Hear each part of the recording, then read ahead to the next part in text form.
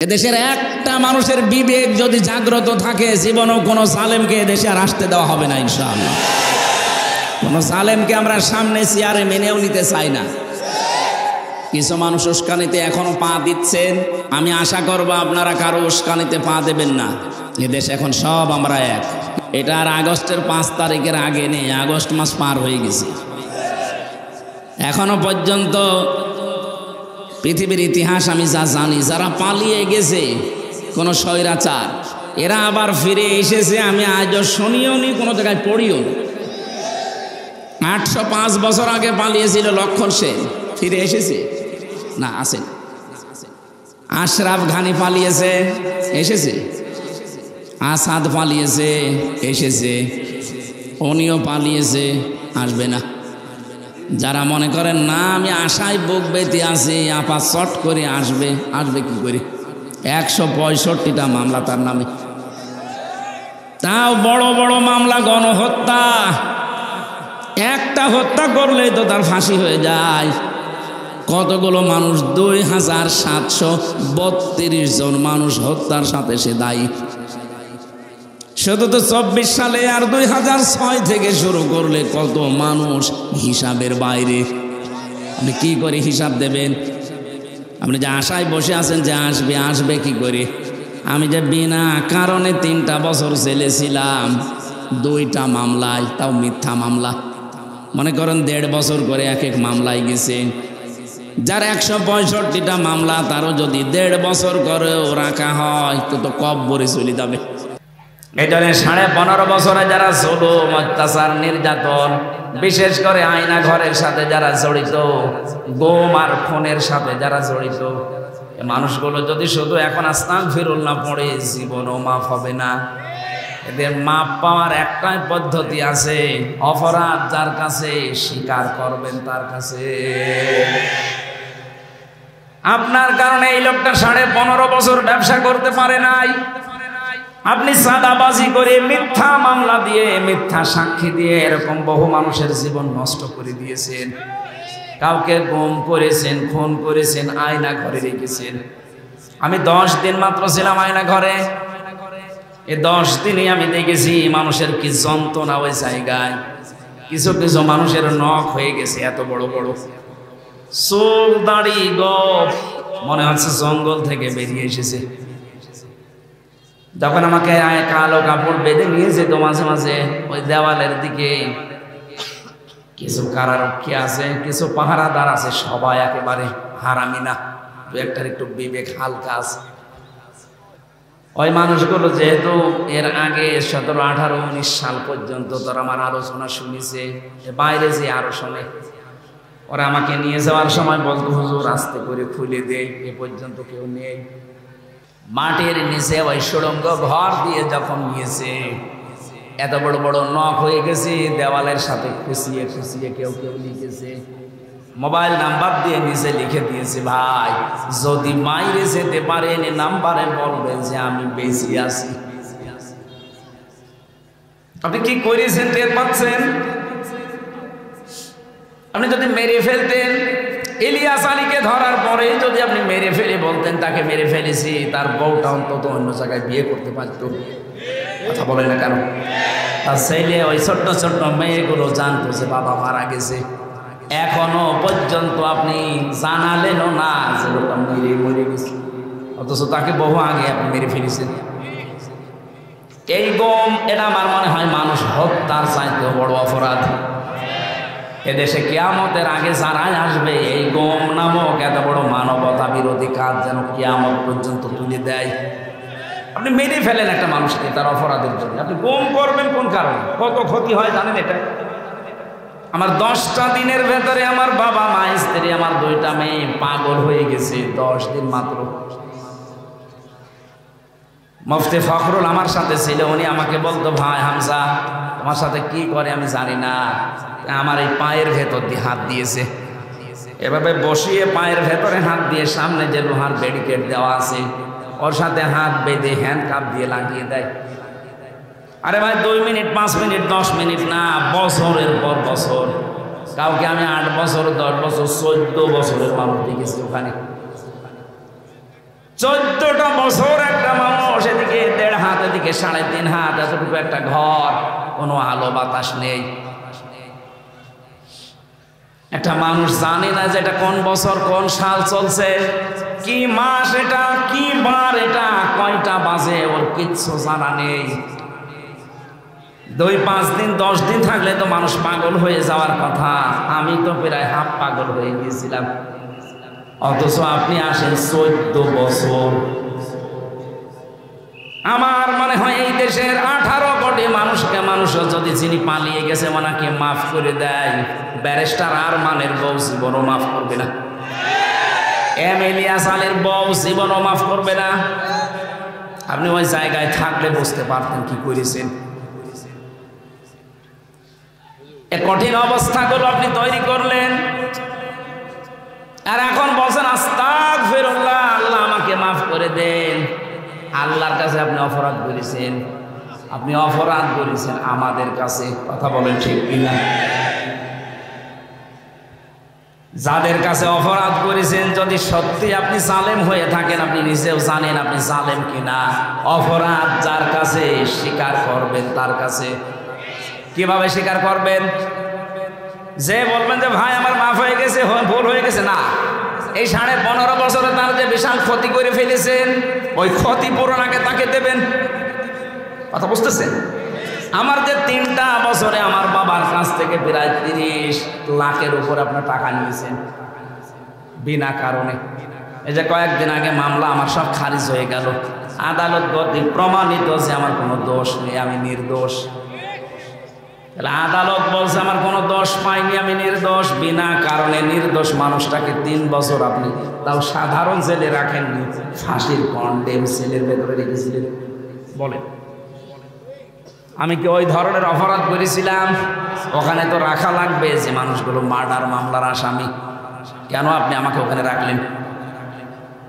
আমারে আর মামুনুল হককে আর ওই গিয়াসউদ্দিন মামুন সাহেবের 3 জনের ব্যাপারে এত কড়াকড়ি ছিল ভেতরে, দেখতাম ওই ফাঁসির কন্ডেম সেলে রেখেছে, আবার সিসি ক্যামেরা দিয়ে রেখেছে, আমার সাথে যেন কেউ কথা না বলে।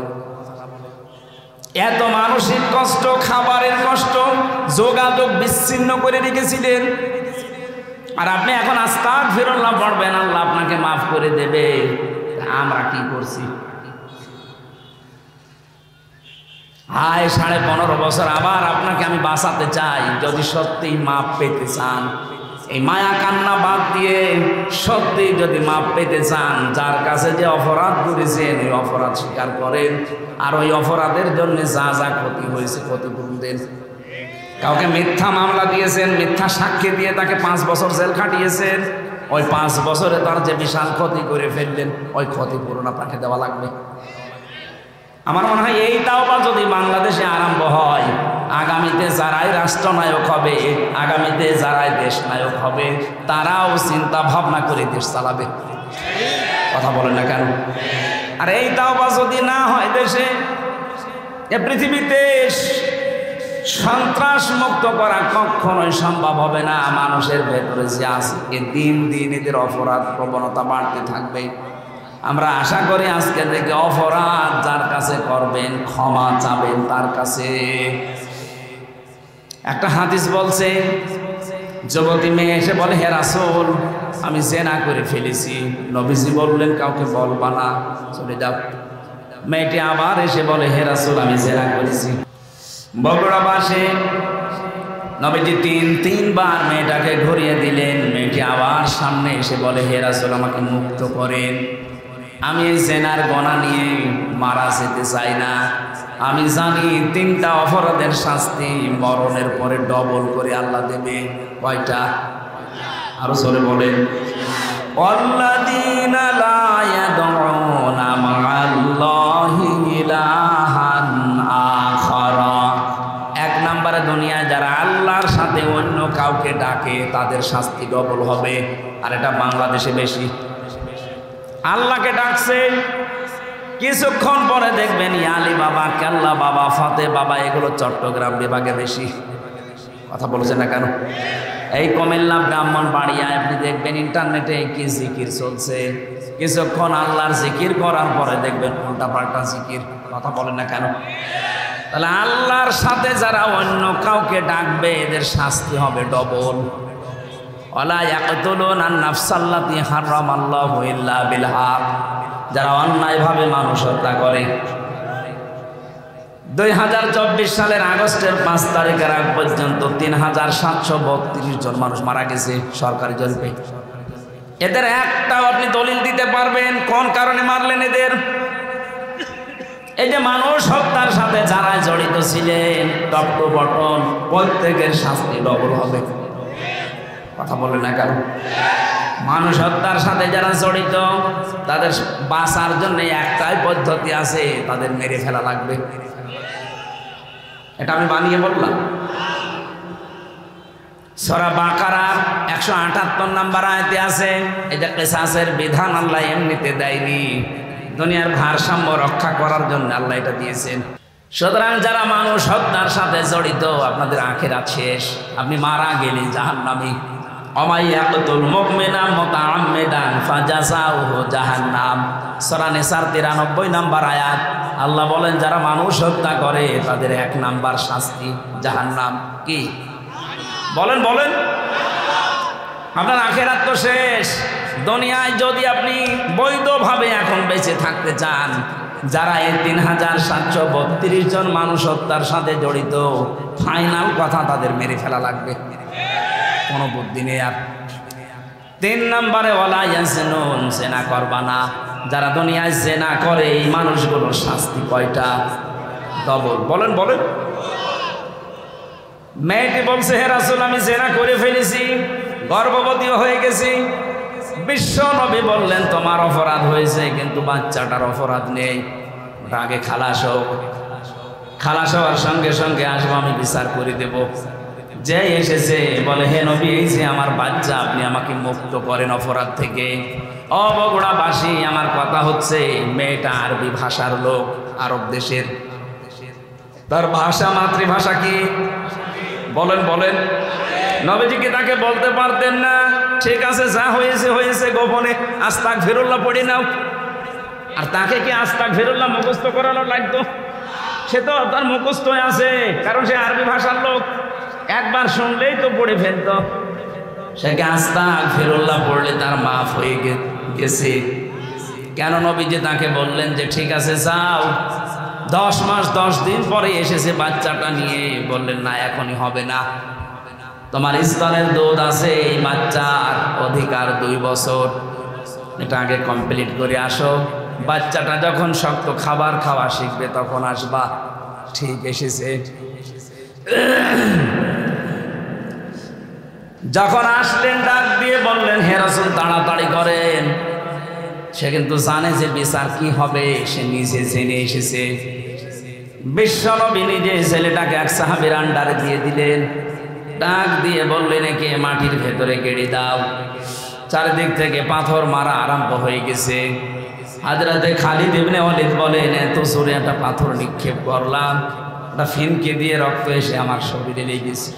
আমি বরদোয়া দিয়েছিলাম, ভৎসনা দিয়েছিলাম। নবীজির কানে কথাটা যাওয়ার পরেই বিশ্বনবী বললেন খালিদ থামো, আমি নবী, তুমি নবী না। আমি যা জানি তুমি জানো না, আমি যা দেখতে পাই তুমি দেখতে পাও না। আমি দেখতে পেয়েছি আজরাইল 70,000 ফেরেশতা নিয়ে আকাশ থেকে নাজিল হয়ে আমাকে বলছে হে রাসূল এই মহিলার যে তাওবা, এর যে অনুশোচনা, এর যে কর্মকাণ্ড দেখিয়ে গেল দুনিয়ায়, এমন ভাবে যদি কোনো জালেম তওবা করে যেতে পারে আল্লাহ তাকেও মাফ করে দেবে। কি বুঝলেন আপনি এই ছোট্ট স্টোরি থেকে? শুধু অপরাধ করে আস্তাগফিরুল্লাহ পড়লে যদি মাফ হয়ে যেত। হ্যাঁ, আস্তাগফিরুল্লাহ পড়লে আপনার জীবনে যে গুনাহগুলো আল্লাহর সাথে ঘটেছে, আল্লাহর অধিকার নষ্ট করেছেন, ওইগুলো মাফ হবে। আপনি সবসময় এই জন্য পড়বেন ইস্তিগফার, আস্তাগফিরুল্লাহ আস্তাগফিরুল্লাহ। কিন্তু তাওবা যদি কেউ করতে চায়, তাওবা করলে জীবনের অপরাধ শুধু মাফ হয় না, ওই জায়গাটা আল্লাহ পুরা ফাঁকা করে দেয়, বাকি জায়গাটা আমার আল্লাহ পুরা নেকি দিয়ে পাল্টিয়ে দেয়। ইল্লা মান তাবা ওয়া আমানা ওয়া আমিলা আমালান সালিহা ফাউলাইকা ইউবাদদিলুল্লাহু সাইয়্যাতিহিম হাসানাত। দুইটাই বহু বচন। আল্লাহ পাক বলেন যারা তাওবা করে, ইস্তেগফার না, যারা তাওবা করে, এই মানুষগুলো তাওবা করার পরে যদি সিদ্ধান্ত নেয় যতদিন আমি বেঁচে আছি ভালো কাজে লাগবো, এখন তাওবা কি? তাওবার 1 নাম্বার শর্ত হচ্ছে অনুশোচনা করা। কি? 2 নাম্বারে আপনি অপরাধ যার কাছে করেছেন তার কাছে যে স্বীকার করতে হবে, স্বীকৃতি দেওয়া লাগবে। এটা যদি আল্লাহর সাথে সম্পৃক্ত হয় আল্লাহর কাছে বলবেন, যদি বান্দার সাথে সম্পৃক্ত হয় বান্দার কাছে বলা লাগবে। 3 নাম্বারে যা করেছি জীবনে আর এই কাজ আমি জীবনে দুনিয়ায় কোনোদিন রিপিট করব না। জোরে বলে সুবহানাল্লাহ। তাহলে তাওবা করলে জীবনের অপরাধ শুধু মাফ হয় না, পুরা জায়গাটা আল্লাহ নেকি দিয়ে পাল্টিয়ে দেয়।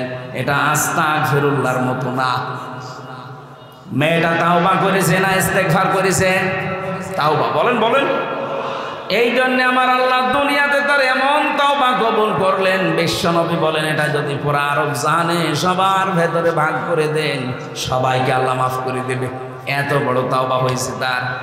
আর 15.5 বছরে এই 14 দল বাদ দিয়ে বাকি আমরা যারা আছি এদেশে সবাই মাজলুম। কথা বললেন না? 14 দল বাদ দিয়ে বাকি যারা আছি আমরা সবাই কম বেশি মজলুম। এই মজলুমদের এখন উহুদের ময়দান থেকে শিক্ষা নেওয়া লাগবে।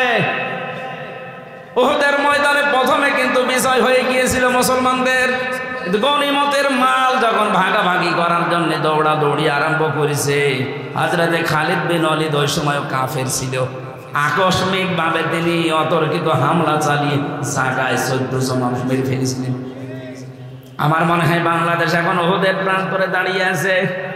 আমরা যে বিজয়টা পেয়েছি, এই মাজলুম মানুষগুলো যদি এখনো পর্যন্ত মায়ের পেটের সন্তানের মতো আমরা সিমেন্টেড হয়ে যেতে না পারি, ওরা কিন্তু এখনো পেতে আছে।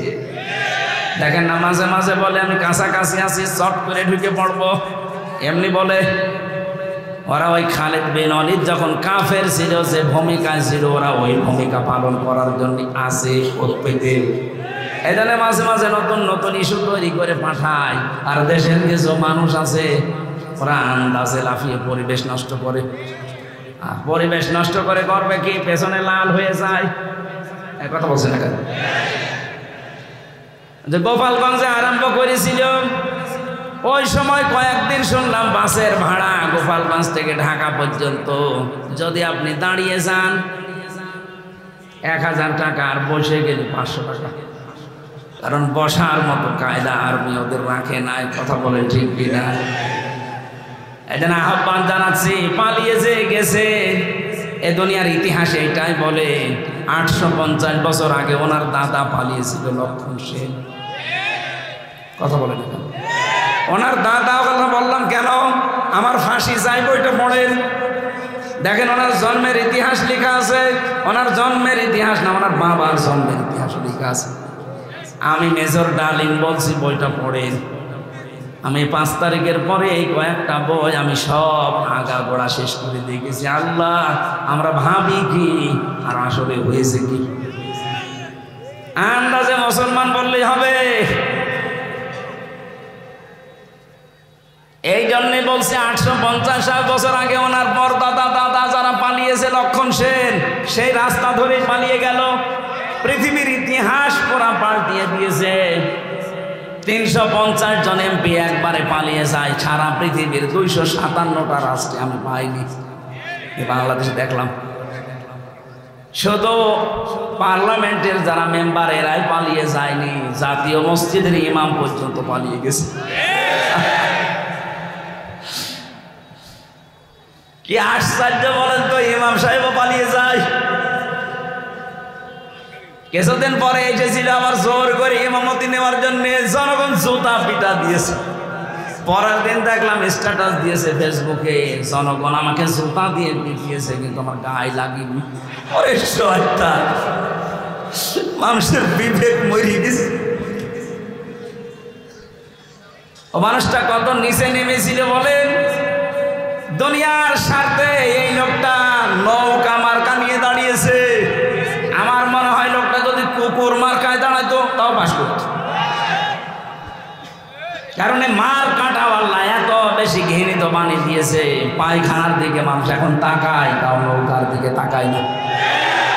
তাকায় এখন চড়া লাগবে মাঝে মাঝে বন্যা হলে, এই কারণে যারা এখন চড়তে যায় তারাই ধরা খায়। এই যে দরবেশ নৌকায় করে পালিয়ে যাচ্ছিল, সাবধান, এই জন্য নৌকা যখন ডুবে গেছে ও ছাতা আর মনে হয় কিয়ামতের আগে উঠবে না। কারণ দুনিয়ার ইতিহাসে এইটাই আমরা পড়েছি, কোন স্বৈরাচার যদি একবার পালিয়ে যায় ও জীবন থাকতে আর ফিরে আসে না, কারণ ও জানে আমি গেলেই মারা পড়ে যাব। জনগণ যেভাবে ফুসে আসে, ওই দিন যদি আর 5 মিনিট সময় পেত, আমার মনে হয় এতদিন কব্বরে পাঠিয়ে দিত। হায়াত আছে বলে বেঁচে আছেন, কিন্তু সারা জীবনে এখন যতদিন আছেন অপমানের জীবন নিয়ে থাকা লাগবে। আমাদের শিক্ষা নেওয়া দরকার এখান থেকে, আমরা যেন জালেম হয়ে না যাই কোনোদিন। যদি আমরা কেউ জুলুমকারী হয়ে যায়, মাজলুমকে আল্লাহ তো ক্ষমা করে দেবে, কিন্তু জালেমের জন্য আল্লাহ নিজে মামলা দেবে। এটা আছে সূরা শুরা 25 নম্বর পারা 6 নম্বর পৃষ্ঠার 12 নম্বর লাইনের 42 নম্বর আয়াতের প্রথম অংশে আছে, ইন্নামাস সাবিলু আলাল্লাযিনা ইয়াজলিমুনান নাস। অবশ্যই আমি আল্লাহ নিজে মামলা দায়ের করব তাদের বিরুদ্ধে যারা মানুষ হয়ে মানুষের উপরে জুলুম করেছে। 15.5 বছরে যে জুলুম হয়েছে এটা ওয়াজ করা লাগবে আরো জোরে। সুতরাং 1628টা চেয়ার ছিল এই দেশে, মেন চেয়ার শাহ আলম ভাইয়ের চেয়ার না, এই চেয়ার না। যিনি পালিয়েছে তাকে থেকে শুরু করে থানার শিবগঞ্জের ওসি পর্যন্ত 1628টা চেয়ার ছিল মেন দায়িত্ব পালন করার জন্য। আর এইগুলো যারা ঘোরাফেরা করে এরাই দেশ চালায়। এই মানুষগুলোর প্রত্যেকটাই ছিল জালেম আর জালেমের সহযোগী, কেউ ডাইরেক্ট কেউ ইনডাইরেক্ট। এই কথা বলে না কেন? এদের বিরুদ্ধে মামলা হামসার বলেন, শাহ আলমের, কার? আমরা অত্যাচারিত হয়েছি, আমরা যদি কিছু নাও বলি আল্লাহ আপনার বিরুদ্ধে মামলা দেবে। কারণ এই দেশের 1628টা চেয়ারের যারা ছিল তারা আল্লাহর মামলার আসামি। আপনি শব্দটা খেয়াল করছেন, কত ওজনওয়ালা? আল্লাহর মামলার আসামি এরা। বাদী যত বড় হয় মামলা তত কঠিন হয়, বলেন। এরা আল্লাহর মামলার আসামি। এটা দুনিয়াও শেষ, জালেমদের আখিরাতও শেষ। আল্লাহু লা ইয়াহদিল কওমাজ জালিমিন। আল্লাহ বলেন আমি জালেমদেরকে হেদায়েত দিচ্ছি না, দেব না। এটা মুজারি, বর্তমান, ভবিষ্যৎ, প্রেজেন্ট, ফিউচার। কি করলেন আপনি? জালেমদের দোসর হয়ে সাহায্য সহযোগিতা করে যা কামিয়েছিলেন সেগুলো ভোগ করতে পারলেন না। আর দুনিয়া তো শেষ হয়ে গেল, আপনার আখিরাতও শেষ। আপনি তো ছোটখাটো কোন বাদীর আসামি না, সরাসরি আল্লাহর মামলার আসামি। আপনার দিকে তাকিয়ে এখন আফসোস হয় মাঝে মাঝে, কি করলেন আপনি? আমাদের জীবনের দিকে একটু খেয়াল করা দরকার। আমি আমার ইমান থেকে বলছি, এখানে যারাই আমরা আছি 200 বছর পরে যদি এই জমিনে কেউ আমরা ঘুরে আসি, আমার নিজের বাড়ি, বানানো বাড়ি, আমাকে আমার নাতি ছেলে তারা উঠতে দেবে? বলেন তো দুনিয়াটা কেমন? এই বাড়ি ঘর জমি জায়গার জন্য এমন কোনো কিছু করি নাই, সব আমার জীবনে ছিল, সে বৈধ অবৈধ বলেন। অথচ মাত্র 200 বছর পরে এখন ফিরে আসবেন, উঠতেও দেবে না। কোরআনে কারিমে আল্লাহ আমাদেরকে কথাটা বারবার আমাদের বিবেকের কাছে ধাক্কা দিয়েছেন, আমাল হায়াতুদ দুনিয়া ইল্লা মাতাউল গুরুর। ও পৃথিবীর বান্দা বান্দিরা, একটু বিবেকটা কাজে লাগাতে পারো না? দুনিয়ার জীবন কিন্তু ধোঁকা। তোমার মা বাবাও ধোঁকা, সন্তান ধোঁকা, স্ত্রী ধোঁকা। দুনিয়া একটু ভান করে থাকো, দেখো চোখ বন্ধ করে সব ধোঁকা ধরা পড়ে যাবে। সুতরাং আমরা যেন পাগলামি না করি কেউ। বিশাল ধোঁকা আমাদের সামনে যেটা দেখা দিচ্ছে এখনো আছে, এই ধোঁকায় পড়ে আমি আমার আখিরাত নষ্ট কেন করতে পারি না? আমার আখিরাত যেন আমার সামনে 1 নম্বরে থাকে, দুনিয়া যেন আমার পেছনে থাকে। তাহলে আখিরাত যদি কেউ 1 নম্বর বানায়, দুনিয়া আমার আল্লাহ তার কপালে যা আছে এমনি দিয়ে দেবে। আমরা কি আখিরাত সামনে রাখতে রাজি আছি? বলেন বলেন। আমার এবার তেলাওয়াত কি আয়াত সূরা আরাফ 179 নম্বর আয়াত। আজকের আলোচনার বিষয় যেটা বলেছিলাম নাম হচ্ছে বিবেক। নাম কি? এটা যাদেরকে আল্লাহ দিয়েছেন, এই বিবেক যাদের কাছে লাগে না, একেবারে অ্যাক্টিভ হয়ে মিশে যাবেন কোরআনের সাথে। আল্লাহ পাক বলেন ওয়ালাকাদ যারানা লিজাহান্নামা কাসীরাম মিনাল জিন্নি ওয়াল ইনস। অধিকাংশ মানুষ আর জিন জাহান্নামে যাবে, এই জন্যই তাদেরকে বানিয়েছি। কে বলছেন? প্রশ্ন আসতে পারে তাহলে আমার দোষ কি? অধিকাংশ মানুষ আর জিন যদি জাহান্নামে যায় তা আমার কি দোষ? এখানে আল্লাহ 3টি ইন্দ্রিয় শক্তির কথা দিয়েছেন। যাদের ভেতরে এই 3টা আছে, যদি কাজে না লাগে সে জাহান্নামে যাবে, যার কাজে লাগবে সে জান্নাতি। একেবারে কাটছাট সহজ কথা। 1 নম্বরে লাহুম কুলুবুন লা ইয়াফকাহুনা বিহা, যাদের কলব আছে কিন্তু চিন্তা ভাবনা নেই।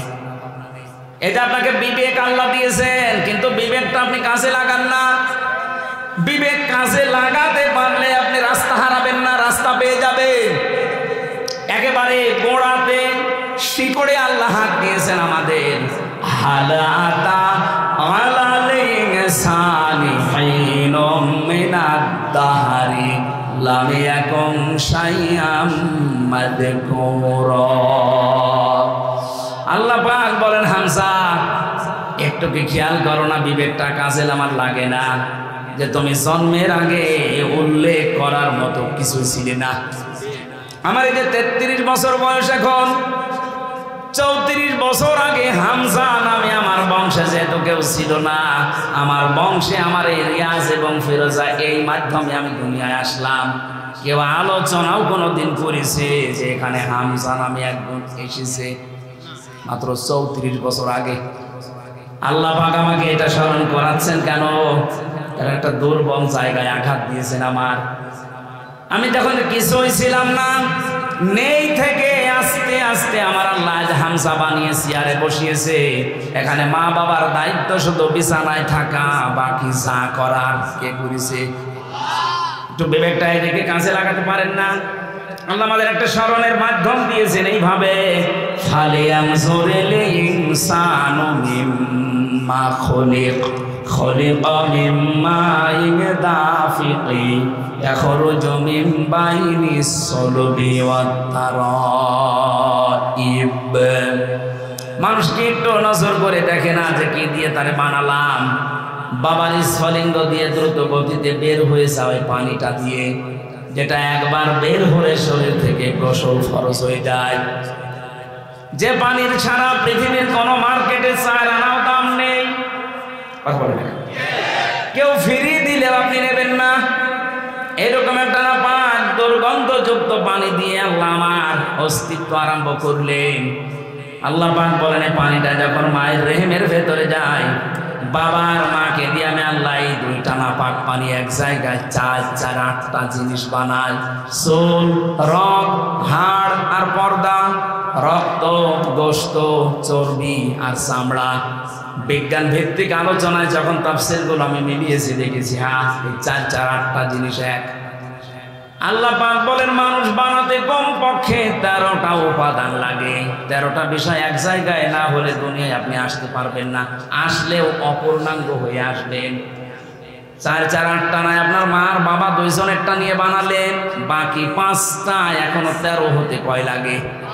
এই 5টা আমার আল্লাহ নিজের রব নামের কারণে দিয়েছেন।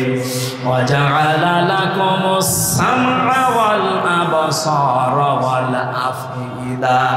আল্লাহ বলেন শ্রবণ শক্তি, দর্শন শক্তি, বাক শক্তি, আকেল শক্তি আর ঘ্রাণ শক্তি।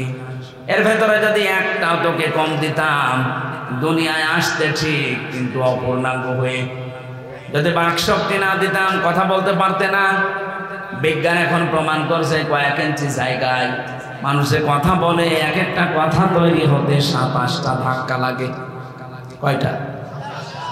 আপনি কম্পিউটার ভেড়াবেন, আমি তা দেখিয়ে দিতে পারবো। 27টা স্তর পার করার পর একটা কথা তৈরি হয়। পৃথিবীর কেউ আপনাকে এই কথা বলার যোগ্যতা দেয়নি, দিয়েছে কে? দুঃখজনক হলো সত্য, এই 15.5 বছরে আল্লাহর এই বাক শক্তি সালেমরা কেড়ে নিয়েছিল। ওরা বন্ধ করে দিয়েছিল আমাদের কথা বলার যোগ্যতা। কথা বললেও বলতে পারতাম না। কথা বলে না কেন? কথা তো বলবো আমার মনে যেটা আছে, যেটা বৈধ কথা ওইটা, অথচ আমাদের কণ্ঠনালী চেপে ধরত। আমরা চাই কিয়ামতের আগে আমাদের এই বাক শক্তি কেউ যেন রুদ্ধ করে দিতে না পারে। কথা বলেন। আমার এই অধিকার আমার আল্লাহ দিয়েছেন, আপনি কেন বন্ধ করলেন? কোরআনে কারিমে আল্লাহ যত বড় বড় রহমতের কথা তিনি জানিয়েছেন, তার ভেতরে 4টার কথা সবচাইতে বেশি জানিয়েছেন। 1 নম্বরে আর রহমান আল্লামাল কোরআন খলাকাল ইনসানা আল্লামাহুল বায়ান। আল্লাহ পাক বলেন, আমি যে রহমান, আমার দয়া দেখতে চাও, পৃথিবীর সবচাইতে বড় দয়া কোরআনে কারিম তোমাদেরকে দেওয়া। লক্ষ লক্ষ নবী পাঠিয়েছিলাম দুনিয়ায়, কোন নবীকে আমি আল্লাহ কোরআন দেয়নি, তোমাদেরকে দিয়েছি। এটা আমার বড় নিয়ামত। এটাই শুধু না, আমি তোমাদেরকে মানুষ বানিয়েছি। মায়ের পেটের ভেতরে আমি আল্লাহ নিজে তোমাদের মানুষ বানিয়ে শেষ করে দেইনি, কথা বলার যোগ্যতা দিয়েছি। এই যে কথা বলতে পারা কত বড় নিয়ামত। এই আয়াতের ব্যাখ্যায় হাদিস এসেছে, বিশ্বনবী জানিয়েছেন, বিজ্ঞান তো বলেছে 27টা স্তর পার করা লাগে, নবীজি বলেছেন প্রতিটি স্তরে একটা একটা করে আল্লাহর ফেরেশতা বসে আছে। এর কাছে ও, ওর কাছে এ, এর কাছে এ, এভাবে সিরিয়াল আকারে দিতে দিতে সর্বশেষ আমাদের এই মুখের গর্ত দিয়ে একটা কথা আল্লাহ বের করে দেয়। ধাক্কা লাগে কয়টা? 27। বলেন বলেন। আপনাকে যদি এই শক্তিটা আল্লাহ বাক শক্তি না দিত, বাকি 4টা দিত, তাহলে আপনি আসতেন কিন্তু বোবা হয়ে কথা বলতে পারতেন না। আরে ভাই, এইটার জন্য তো কিয়ামত পর্যন্ত সেজদায় পড়ে থাকার কথা।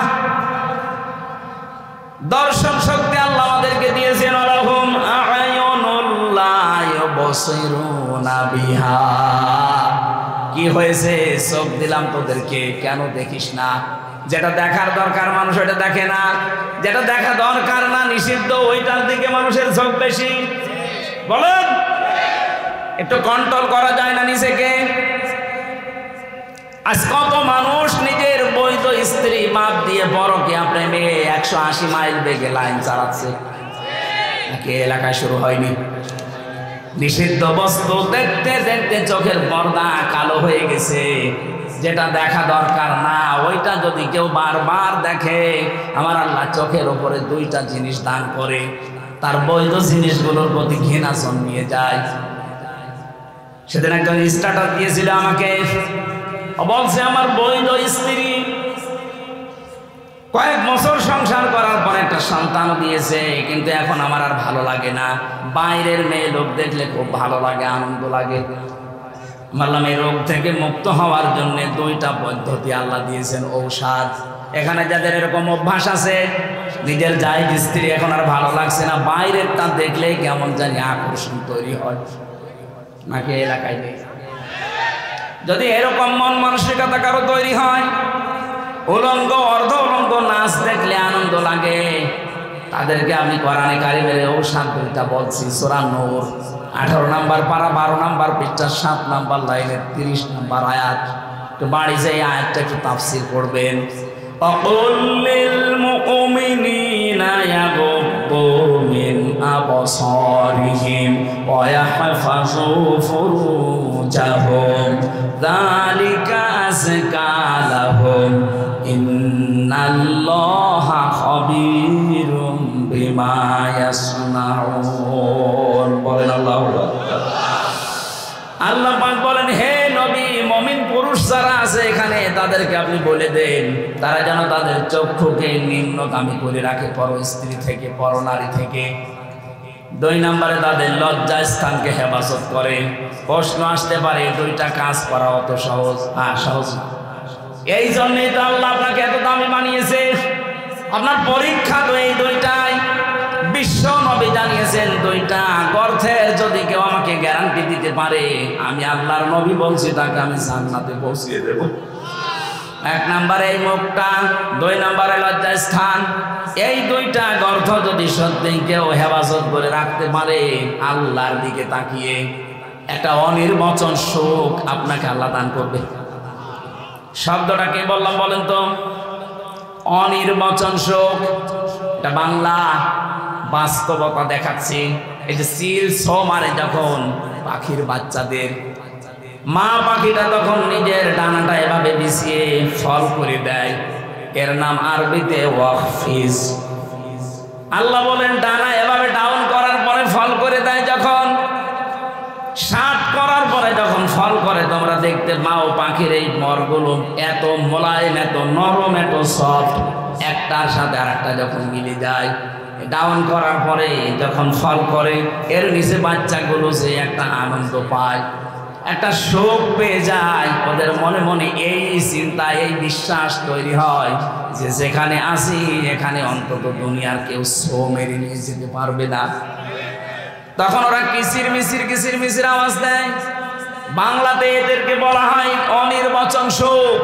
আপনি যদি সত্যি আল্লাহর ভয়ে আজকে আপনার এই চোখের যে গোনা আছে এটা বন্ধ করে দিতে পারেন, আপনার হৃদয়ের ভেতরে আল্লাহ আলাদাভাবে একটা সুখ নিজে দান করবেন।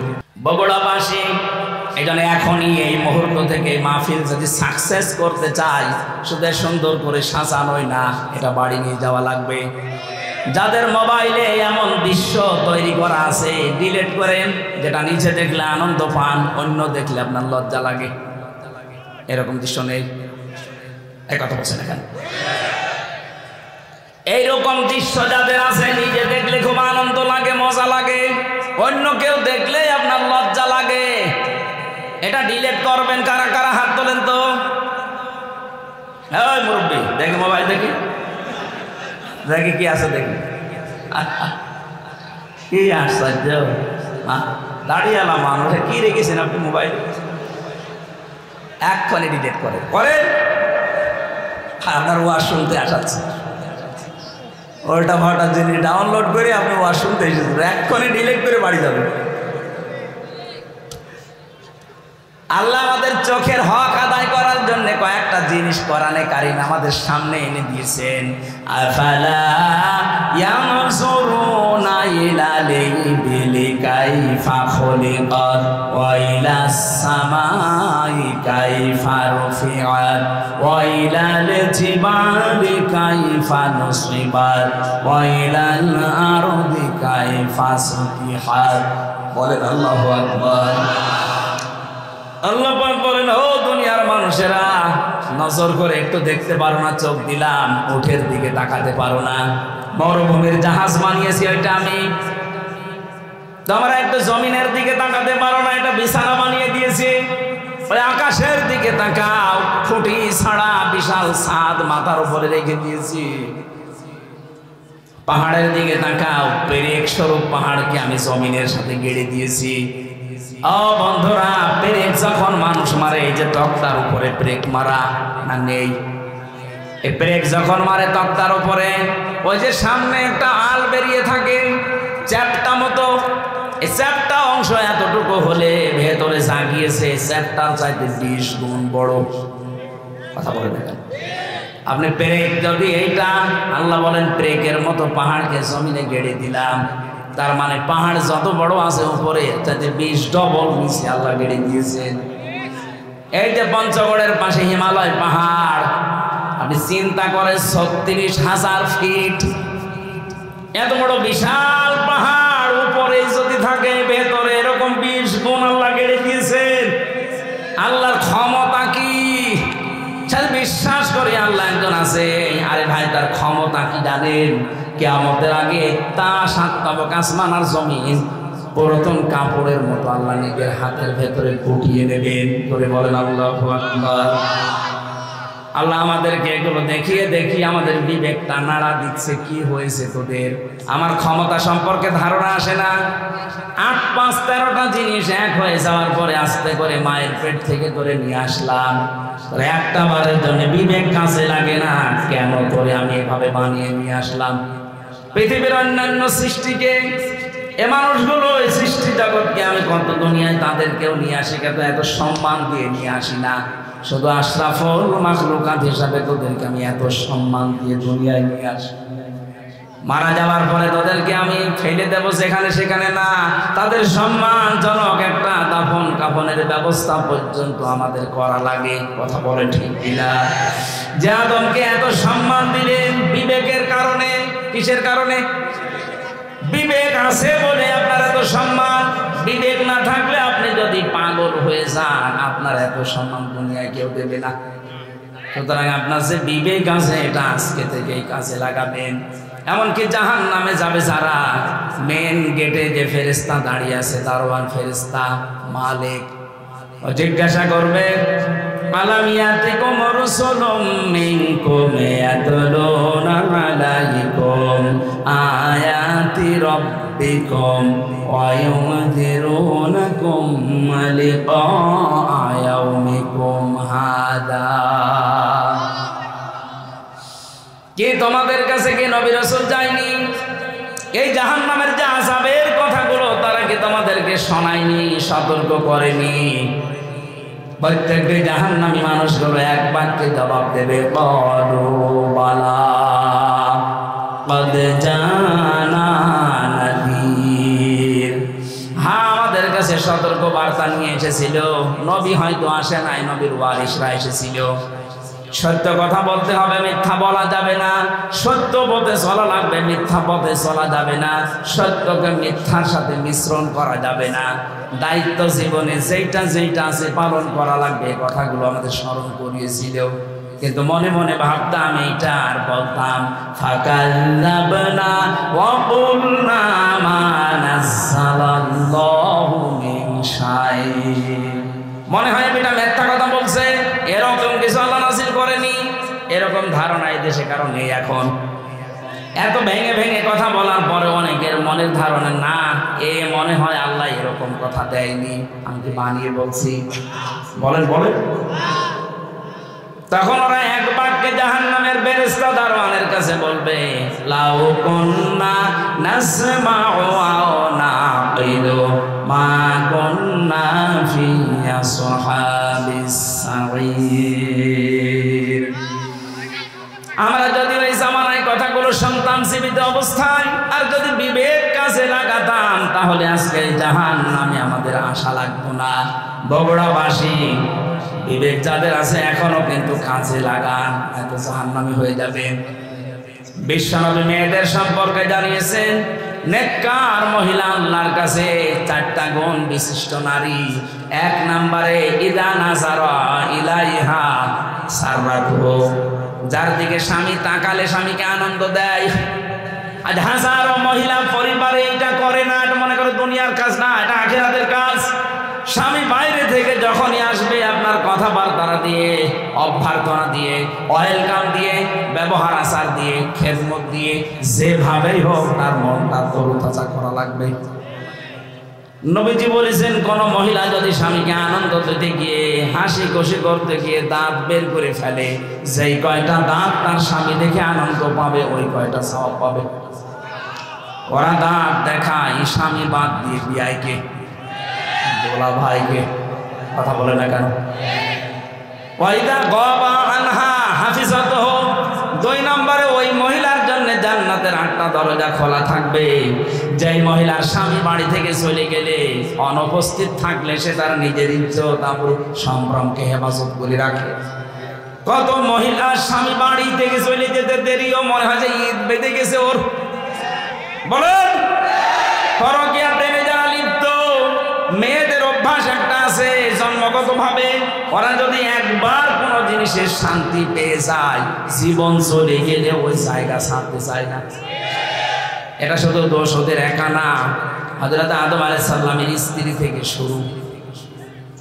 জান্নাতে যখন ছিল, শয়তান যে মেন গেটে বলছিল, আকাসামাহুমা ইন্নী লাকুমা লামিনান নাসিহিন, আমরা আল্লাহর নামে কসম দিয়ে বলছি, আমি তোমাদের হিতাকাঙ্ক্ষী। গোপন ভিত্তিতে সংবাদ পেয়েছি যে আল্লাহ তোমাদেরকে আরামের শান্তির জায়গায় বেশি দিন রাখবে না, তোমাদের তাড়িয়ে দেবে। হযরতে হাওয়া আলাইহিস সালাম আগে পেছনে চিন্তা না করে মনে করলেন কি এত বড় আরামের জায়গায় থাকতে পারবো না, মানে বলছে কি করা লাগবে তাই বলেন, যা করা লাগে আরামের জায়গায় থাকতে আমি তাই করব। শয়তানের জন্য টার্গেট নিয়েছিল মহিলাকে, কাকে বলেন বলেন? মেয়েদের চক্রান্ত যে কত ভয়ঙ্কর, জান্নাত থেকে পর্যন্ত আমাদের চলে আসা লেগেছে। এই 15.5 বছরে মেয়ে লোকের চক্রান্ত আপনি দেখতে পেলেন না? একবার কোন রকমে চেয়ারে বসার পর যে শান্তি পেয়ে গেছে, দুনিয়ার সব মানুষ মারা যাক, চেয়ার আমার চাই। মাঝে মাঝে দেখতাম এই কথা বলতো, নির্বাচন হয় হোক না হয় না হোক আমি ক্ষমতা চাই। এটা শয়তানের কথা। কার কথা? মেয়েরা, আপনি স্বামী বাইরে গেলে যে অনুপস্থিত স্বামী আন্দাজে যার তার মোবাইলে কল দিয়ে এই যে শাবনূরের কণ্ঠে কথা বলেন, আপনি যতক্ষণ পরপুরুষের সাথে কথায় লিপ্ত থাকবেন আপনার কবিরা গুনাহ উঠতে থাকবে। মেয়েরা মোবাইলে কোন আওয়াজে কোন সিস্টেমে কথা বলবে আল্লাহ তাও জানিয়েছেন সূরা আহজাবের 32 নম্বর আয়াত। ইয়া নিসান নাবিয়্যি লাস্তুন্না কাআহাদিম মিনান নিসাই ইন তাকাইতুন্না ফালা তাখদাউনা বিল কওলি। আল্লাহ পাক বলেন, হে নবীর স্ত্রীরা, পর্দার আড়াল থেকে যদি কথা বলতে যান, কথা বলবেন সত্য কথা, কিন্তু ভাষা করবেন রুক্ষ সূক্ষ্ম, গরম দিয়ে কথা বলবেন।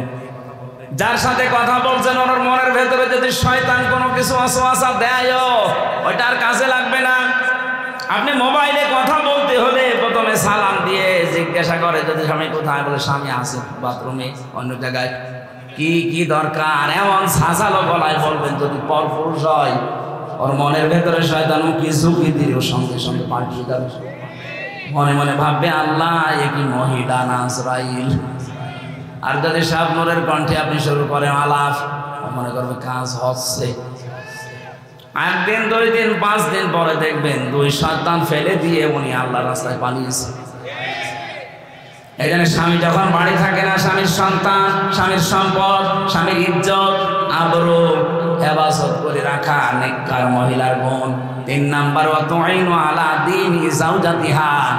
যখন স্বামী বাইরে থেকে দিনের কাজ কারবার করার জন্য থাকবে, তখন তাকে আপনি ছাড় দেবেন, সাহায্য করবেন, সহযোগিতা করবেন, উৎসাহ দেবেন। তো অধিকাংশ মহিলারা এটাই নেই।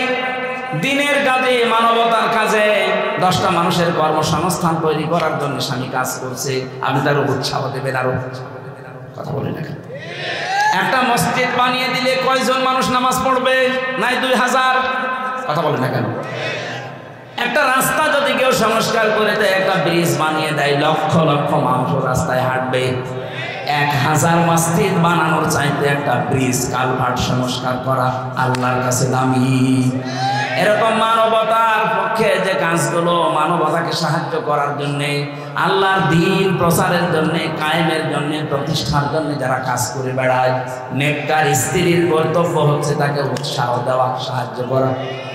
খাদিজাতুল কুবরা এইটাই করেছিলেন নবীর জন্য। এই জন্য আল্লাহ তাকে নিজে সালাম পাঠিয়েছেন। সুবহানাল্লাহ বলতে পারেন নাই? আপনাকে সালাম দেবে কি করে? আপনি তার বাধা দেন। আপনার স্বামী কি মদ গাঁজা খেয়ে বেড়াচ্ছে? সে তো মানবতার পক্ষে কাজ করছে, 10টা মানুষের কর্মসংস্থান তৈরির জন্য চেষ্টা চালাচ্ছে। সমাজের জন্য কাজ করে যারা, মানবতার জন্য, ইসলামের জন্য, তাদের স্ত্রীরা যেন ছাড় দেয়, সাহায্য করে, উৎসাহ দেয়। এটা নেককার মহিলা। 4 নাম্বারে, স্বামী যেটা পছন্দ করে, নেককার হতে চাইলে ওইটা আপনাকে পছন্দ করা লাগবে যদি জায়েজ হয়। আমি সহ যত স্বামী এখানে আছি, প্রতিটি স্বামী আমরা চাই এবং পছন্দ করি মন থেকে। এটা কোরআন হাতে নিয়ে বলছি, মন থেকে আমি চাই এবং পছন্দ করি বিয়ের পরে যেন আমার মা বাবা আমার সাথে থাকে। কথা বলে না কেন? 100টার 98টা মহিলা এটা চায় না। হ্যাঁ, নামাজ পড়ে, রোজা রাখে, কালো বোরকা পরে, কিন্তু স্বামীকে মাঝে মাঝে খোঁচায়, কি আর কতদিন একসাথে থাকবা, আলাদা হবা না। এই কথাটা শুধু ওই মেয়ে লোকের না, ওই মেয়ে লোককে হাওয়া দিচ্ছে ওই মেয়ে লোকের মা আর বড় বোন। ওখান থেকে শুধু হাওয়া দেয়, আর কতদিন থাকবি একসাথে। আরামে খেতে চাইলে আলাদা হ, এরকম শাশুড়ি আর বড় শালী কার আছে হাত তোলেন তো? একজন আছে না? কি ইয়ার কি মারা কথা না, ওরা আছে, সত্যি আছে। সম্মানিত মা বোনেরা, আপনি মনে করেছেন আমি নামাজ পড়ি, রোজা রাখি, কালো বোরকা পরি, জান্নাত আমি পাবো না? পাবে কি? কে বলিস আপনি জান্নাত পাবেন? জান্নাতে যেতে হলে আপনার স্বামী যেটা পছন্দ করে ওটা যদি জায়েজ হয়, আল্লাহর কসম আপনার কষ্ট হলেও মেনে নেওয়া লাগবে। এই যে কয়েকদিন আমি গিয়েছিলাম আগে নীলফামারী কিশোরগঞ্জ থানা, একটা বৃদ্ধাশ্রমে ঢুকলাম। কতগুলো মা আর বাবা বসে আছে, তাদের চোখের দিকে তাকালে মনে হচ্ছে ওরা সন্তানের জন্য বদুয়া দিচ্ছে। কত কষ্ট লাগে একটা সন্তান বড় করতে। যারা বাবা আছে জিজ্ঞাসা করে দেখে, একটা ছেলে একটা মেয়ের পেছনে 25 বছর 22 বছর শ্রম দেওয়ার পরে তার বিয়ে দেওয়া হয়। আমার মনে হয় আমার এই ছোট্ট মেয়েটাকে নিয়ে আমি যে ঝামেলায় আছি, আমাকে নিয়ে আমার বাবা মা ঠিক এই ঝামেলায় ছিল। প্রতিটি মানুষের পেছনে তার মা বাবা ঠিক এইভাবে শ্রম দিয়েছে। অথচ লাইন ধরে এই লাইনে বাবা, এই লাইনে মা বসে আছে বৃদ্ধাশ্রমে, সবগুলোর সন্তানই আছে। এতে সন্তানগুলো নিজেরা বড় ধাক্কা সহ্য করতে না পেরে বৃদ্ধাশ্রমে মাকে রেখে গেছে। সূরা আরাফ পড়েছি। আরাফের প্রথম বাংলা অর্থ হচ্ছে আরাফ মানে প্রাচীর। আরাফ মানে, নবীজি বলেন জান্নাত আর জাহান্নামের মাঝে আল্লাহ একটা প্রাচীর দিয়ে রাখবে। কিছু মানুষকে আল্লাহ দাঁড় করিয়ে দেবে, ওদেরকে আল্লাহ জাহান্নামও দেবে না, জান্নাতেও দেবে না। সাহাবী প্রশ্ন করলেন, হুজুর জান্নাতে দেবে না কেন? নবীজি বলেন এরা আর যাই করুক মা বাবার হক আদায় করতো না, তাদের সাথে খারাপ ব্যবহার করতো। আজকে গতকালকে বগুড়াতে একটা ছেলে মাকে সবাই পর্যন্ত করে ফেলছে।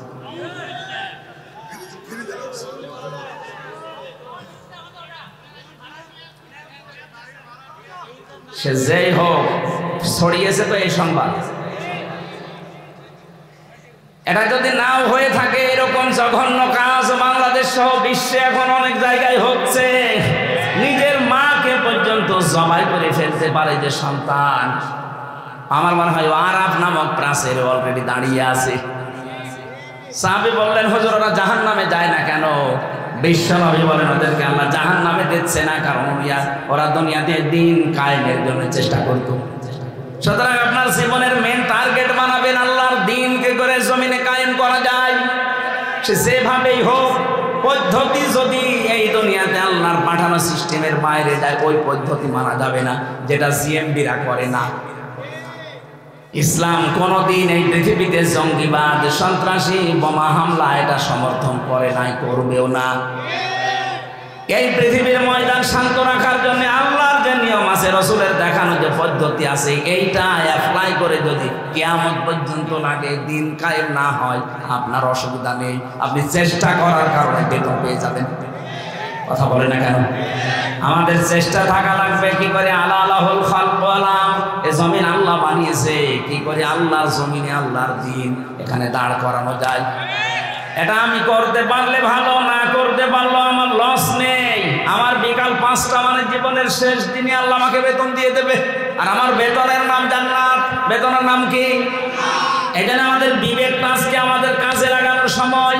দুনিয়াতে যাদের বিবেক কাজে লাগে না, কোরআনের ভাষায় সূরা আনফাল 22 নম্বর আয়াত, ইন্না শাররাদ দাওয়াবি ইনদাল্লাহিস সুম্মুল বুকুমুল লাযীনা লা ইয়াকিলুন। দুনিয়াতে যাদের বিবেক কাজে লাগে না, আল্লাহ বলেন হে কেন শব্দটা, কারণ 15.5 বছরে যারা ছিল একটারও বিবেক কাজে লাগে নাই। আমরা যদি বিবেক ন্যূনতম কাজে লাগতো, বিনা ভোটের এমপি হয়ে আপনি বুক ফোলাতে পারতেন না? আপনার লজ্জা করতো না? জনগণ আমাকে নির্বাচিত করে না, আমি পরিচয় দিই করে যে আমি এমপি। আপনার বিবেক কোথায় গিয়েছিল?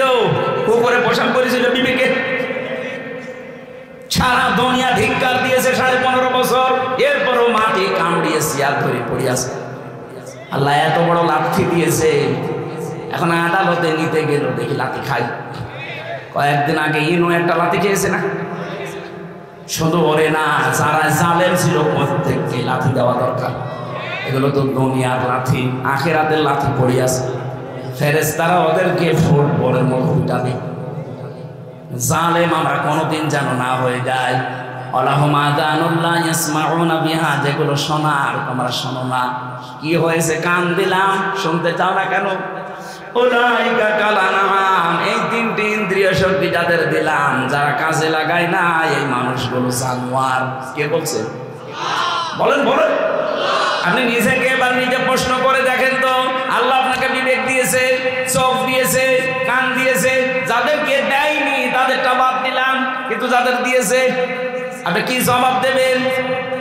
এক অন্ধ আমার সাথে খাবার খাচ্ছিল, এটা কুমিল্লায়। হঠাৎ দেখে বিদ্যুৎ চলে গেল, আমরা চিল্লা পাল্লা আরম্ভ করেছি। অন্ধ আমার হাত চেপে ধরে বলছে হুজুর চিল্লান। মাত্র 1.5 মিনিট 2 মিনিট কারেন্ট চলে গেছে, আপনি চিল্লাচ্ছেন, অথচ আজ 42 বছর আমার জীবনে কারেন্ট নেই। আল্লাহ যদি চোখটা সত্যি আপনাকে না দিত, কি হতো বলেন তো আপনার জীবনে? কত লাতি গোতা, কত মানুষের অপমান অপদস্থ সহ্য করা লাগতো। এই জন্য কাজে লাগান। এটা যদি দেখার শক্তি পেয়েছেন, শোনার শক্তি পেয়েছেন, বিবেকটা আল্লাহ দিয়েছে, পাগল বানায়নি। সত্যি যদি কাজে লাগাতে না পারেন, আপনি আল্লাহর কাছে জানোয়ার। আল্লাহ বলেন বালু হুমা দল, তার চাইতেও তুই আমার কাছে উৎকৃষ্ট। লাইকা হুমুল গাফিলুন, তুই গাফিল। আর গাফিলের জন্য আল্লাহর বানানো বাগান জান্নাত নেই। মেয়েদেরকে যে 4টা কথা বললাম, যখনই স্বামী আপনার দিকে নজর দেবে, স্বামীকে খুশি করবেন। স্বামী বাইরে গেলে হেফাজতে রাখবেন নিজের লজ্জাস্থান, নিজের সন্তান, স্বামীর সম্পদ। 3 নম্বরে স্বামীকে সাহায্য করবেন, মানবতার কাজে, দিনের কাজে উৎসাহ দেবেন। 4 নম্বরে স্বামী যেটা পছন্দ করে, যদি জায়েজ হয়, কষ্ট হলে ওইটা সাপোর্ট করবেন। আল্লাহ মেয়েদের এই 4টা গুণ যদি অর্জন হয়, নবীজি বলেন জান্নাতের 8টা দরজায় আল্লাহ তার জন্য উন্মুক্ত করে রাখবে। আজকে আমাদের জীবনে আল্লাহ যেন পুরাটা সেট করে দেয়, বলেন আমিন। কিভাবে আল্লাহ বানিয়েছেন আমাদেরকে, আমি রেফারেন্স ছাড়া জেলখানায় বসে বসে বই তৈরি করেছিলাম, বাইরে এসে ওগুলো রেফারেন্স দিয়ে দিয়ে ছেড়েছি। ওই যে গাড়িতে আছে সৃষ্টি জগতের সূচনা, মেয়েদের জীবন সম্পর্কে লেখা আছে, ছেলেদের আছে। দেওয়ার সময় ওটা আপনার স্ত্রীকে, মেয়েকে, বউকে, ফুফুকে ওদেরকে উপহার দেবেন। ওই যে গাড়ি আছে মনে হয় গেটে আছে, ওগুলো দেওয়ার সময় নিয়ে দেন। আজকের মতো কালকে যেহেতু অনুষ্ঠান আছে, আরো বড় মাওলানা আসবে, আজিজুল ইসলাম ভাই, আমি দোয়া করে শেষ করছি, ওটা দেওয়ার সময় নিয়ে যান। আল্লাহুম্মা আমিন। লা ইলাহা ইল্লা আনতা সুবহানাকা ইন্নী কুনতু মিনাজ জালিমিন। রব্বুল আলামিন 2 দিন ব্যাপী তাফসীরুল কোরআন মাহফিলের প্রথম দিনে বগুড়া শিবগঞ্জের কিচকের এই মাটিতে আমরা হাত তুলেছি। যত মানুষ আমরা কোরআনের কথাগুলো এই 1.5 ঘন্টা পর্যন্ত শুনলাম, আমাদেরকে মাফ করে দাও। আলোচনা সওয়াবগুলো নবীজির রওজায় পৌঁছিয়ে দাও। মা বাপ যারা হারিয়ে ফেলেছে, আল্লাহ মা বাপকে ক্ষমা করে দাও। রব্বুল আলামিন বগুড়ার মাটি, মানুষের সন্তান, শহীদ রাষ্ট্রপতি জিয়াউর রহমানকে কবরে তুমি মাফ করে জান্নাত দিয়ে দাও। তার স্ত্রী অসুস্থ, আল্লাহ শেফায়ে কামিলা দিলা নসিব করে দাও। তার ছোট সন্তান তার দুনিয়া থেকে বিদায় নিয়েছে, আল্লাহ তার ভাইয়ের কবরকেও জান্নাত বানাও। রব্বুল আলামিন শ্রদ্ধাবাদন বড় ভাই জনাব তারেক জিয়া, এই মাটির সন্তান, নির্বাসিত হয়ে আছে নিজের দেশ থেকে, কতটা বছর পাড়ি জমিয়ে প্রবাসে পড়ে আছে। আল্লাহ তাআলা সম্মানের সাথে, ইজ্জতের সাথে এই দেশের সন্তান, এই দেশের মাটিতে ফিরিয়ে দাও।